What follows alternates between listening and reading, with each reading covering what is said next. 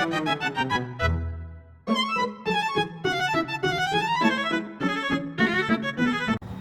Assalamualaikum warahmatullahi wabarakatuh. Perkenalkan, nama saya Dewi Fayatur Rahma dengan NIM 24375032. Di sini saya ingin mempresentasikan tugas pengantar coding yang dosen pengampusnya adalah Bapak Lip Permana STMT.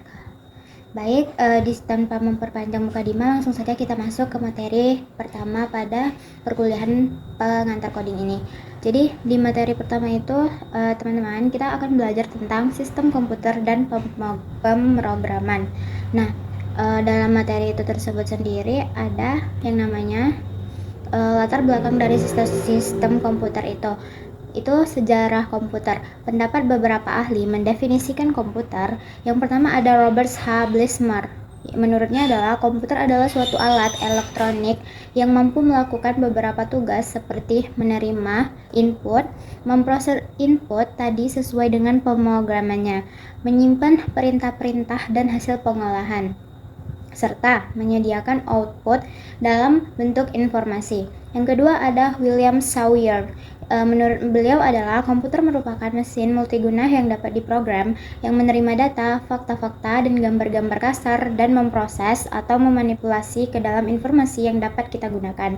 Nah, untuk yang selanjutnya teman-teman, itu ada Donald H. Sanders. Komputer adalah sistem elektronik untuk memanipulasi data yang cepat dan tepat, serta dirancang dan diorganisasikan supaya secara otomatis menerima dan menyimpan data input. Memprosesnya itu dapat menghasilkan output di bawah pengawasan suatu langkah instruksi program yang tersimpan di memori storage pemrograman. Yang keempat itu ada Hamaker.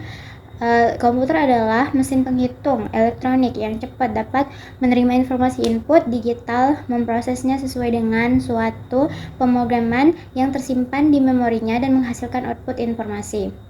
Yang kelima yaitu ada Jogi Gianto. Komputer adalah alat elektronik yang menerima input data, mengolah data, dan memberikan informasi dengan menggunakan suatu program yang tersimpan di memori komputer dan menyimpan program dan hasil pengolahan yang bekerja secara otomatis.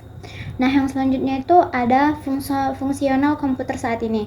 Yang pertama itu ada komputer menjadi bahan alat bantu administrasi, lalu ada komputer menjadi alat bantu komunikasi, lalu ada komputer menjadi alat bantu multimedia, lalu ada komputer menjadi alat bantu pengendali sistem industriasi. Yang selanjutnya ada komputer menjadi alat bantu produksi entertainment. Oke, baik, yang selanjutnya ada 5 generasi komputer. Nah, di 5 generasi komputer itu yang pertama ada generasi tabung vakum pada tahun 1946. Yang kedua itu ada generasi transistor sekitar tahun 1959 hingga 1965.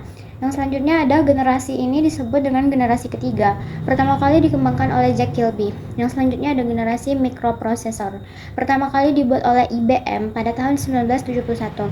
Yang selanjutnya yang terakhir, generasi AI atau R, ditandai dengan munculnya smartphone, tablet, netbook, dan lain-lain sebagainya. Oke, yang materi selanjutnya yaitu tentang sistem komputer. Supaya komputer dapat digunakan untuk mengolah data, maka harus berbentuk suatu sistem yang disebut dengan sistem komputer. Komponen sistem komputer sendiri itu ada 3 teman-teman, yaitu hardware, software, dan brainware. Yang selanjutnya ada sistem komputer. Perangkat keras adalah peralatan fisik komputer itu sendiri. Perangkat lunak adalah program yang berisi perintah-perintah untuk melakukan proses tertentu, dan brainware adalah manusia yang terlibat di dalam mengoperasikan serta mengatur sistem komputer.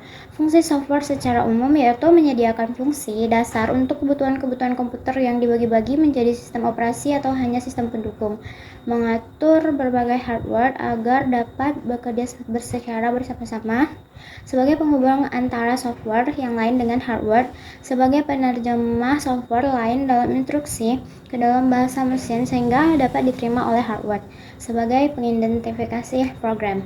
Oke, materi yang terakhir yaitu perangkat lunak sistem, bahasa pemrograman, sistem operasi, utility. Itu seperti ada yang di gambar ya teman-teman. Itu ada software, pemrogramming, operator system, dan utility. Oke, selanjutnya terima kasih kepada teman-teman yang sudah mau mendengarkan presentasi saya untuk materi ini. Nah, mungkin itu saja yang dapat saya sampaikan untuk materi ini. Lebih dan kurang saya mohon maaf dan terima kasih. Sekali lagi, jika saya ada salah kata atau ucapan selama penyampaian ini, saya mohon maaf dan saya akhiri dengan wabillahi taufiq wal hidayah. Wassalamualaikum warahmatullahi wabarakatuh. Terima kasih.